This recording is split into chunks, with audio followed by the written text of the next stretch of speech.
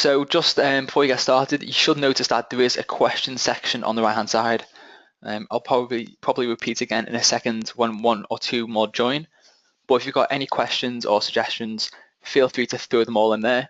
And then if we don't have time to go through them afterwards, then this evening I can collect them all and go through them. So without further ado, I'd like to welcome everyone to our first knowledge hour, something we've just started to do. This is our very first one. And to kick things off, we thought we'd do an introduction to Dynamics NAV 2016. My name is Nick Makin, for those that I haven't met or come across yet. It's very nice to meet you all, even in through this medium. And if you've got any questions at all, feel free to use the email address ask@thenavpeople.co.uk, where you can ask us anything about NAV at all, whether you're a customer of ours or not, whether you're in our country or not. Anything about NAV, we'll be sure to get back to you about, no problem at all. If you've got any questions or feedback from today's session, good or bad, maybe especially bad, we'd love to hear from you, so feel free to get in touch. That'd be much appreciated so we can change things going forward.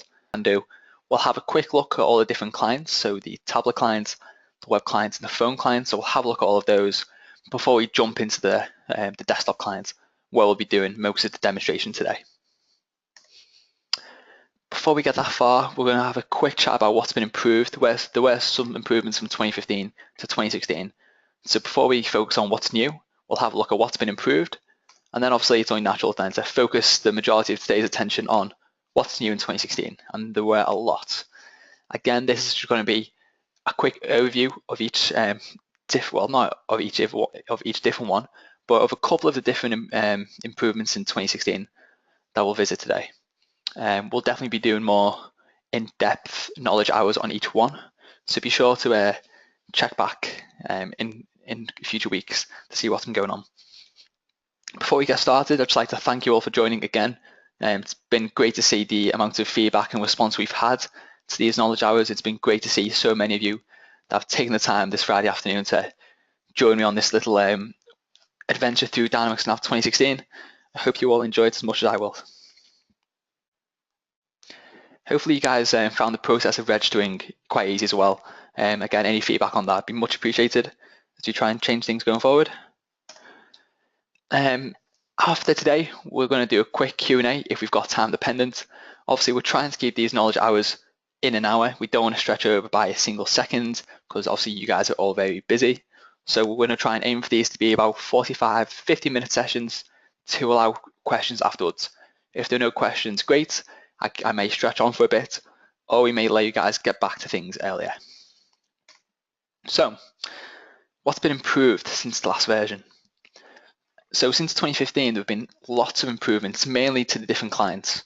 Obviously, the Windows client has been around, and that's the traditional desktop client, and that's had a lot of improvements for performance, for caching, etc. The web client probably had the most improvements made to it. From 2015 to 2016. One great resource out there is the Dynamics NAV YouTube channel. If you do go into YouTube and search for Microsoft, they have an ERP section, and in that channel they have a playlist just for Dynamics NAV, and in there Microsoft are constantly putting videos out about Dynamics NAV and about 2016 as well, which is really handy. One of them was about focusing on the different improvements in the web client. They did mention they made between 50 and 60 improvements to the web client, and you can definitely feel that if you've noticed, if you've played with the 2015 web client, you can definitely see those improvements in the 2016. It does work a lot faster, it's a lot more responsive, there's some nice features, and even for us as a company, it's one that we feel that now that we are using a lot more of.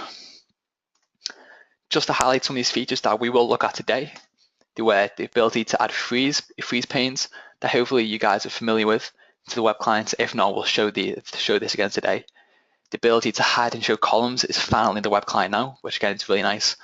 And cross-column search, again, something that's been brought into the web client. Something as well that's not actually in the Windows client, but in the web client, which again, it's really interesting. Maybe something that Microsoft are trying to encourage some users to use the web client more and more is by adding these features there. But don't worry, we'll take a look at all these features and more. Just to break this up for you as well, I'm not going to be doing full PowerPoint. I'm going to be jumping from my PowerPoint to show the area back to my PowerPoint to show the area again. So I hope that makes more sense than just running through my PowerPoint and then rushing through the software.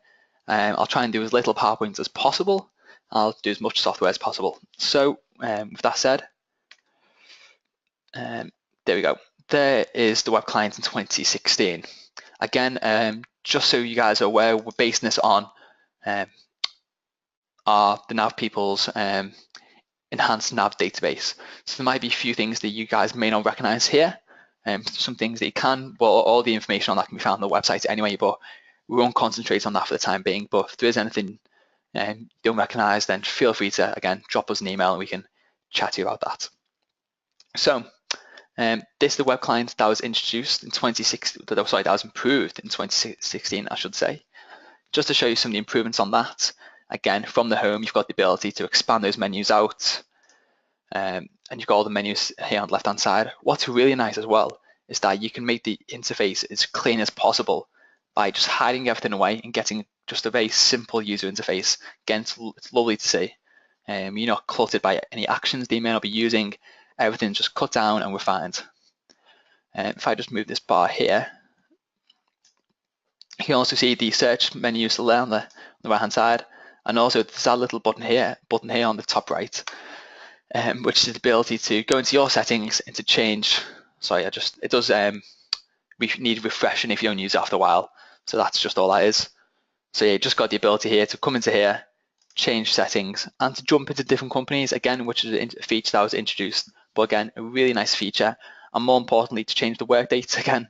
It's a really nice one. We've got the ability in 2016 to do so as well.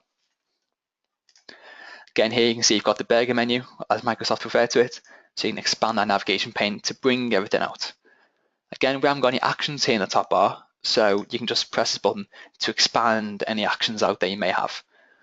Hopefully you guys are familiar with the concept of the RTC, but for those that aren't, the RTC is the concept of having an interface that's defined on your role. So for example, if I'm a sales order processor, you'd only have a user interface you'd have a user interface that's been defined especially for you. So you're not looking at anybody else's actions or their pages. You're just focusing on the things you have to do day by day. That's a big concept in RTC, just for those that aren't familiar.